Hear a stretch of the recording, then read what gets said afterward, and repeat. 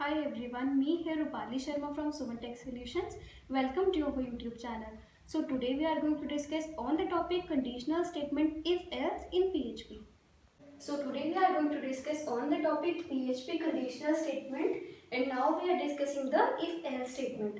So in if else statement there are two types. In first the condition is true and the second is false, and then the condition is being approved and being displayed on the display screen. So now we will discuss about the syntax of if else statement. So first of all, PHP tag start and PHP tag close. In between this, I am taking a variable. Suppose I have taken the variable r and printed the value. Suppose I am given 20 and then semicolon. After that, my if statement will be run.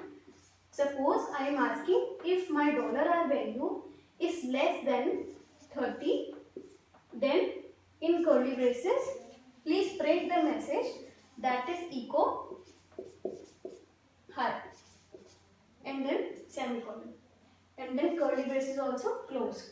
But if this statement is false, then execute the else part. Suppose I am asking that if this statement is false, then execute the answer echo hello and then semicolon.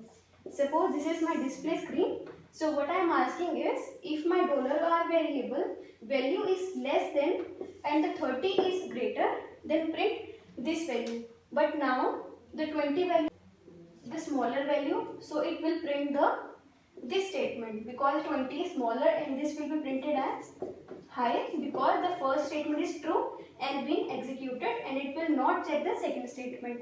But if we have written here 200 and this statement is been false and the second statement will be executed because the $r variable value is greater, then here will be printed hello.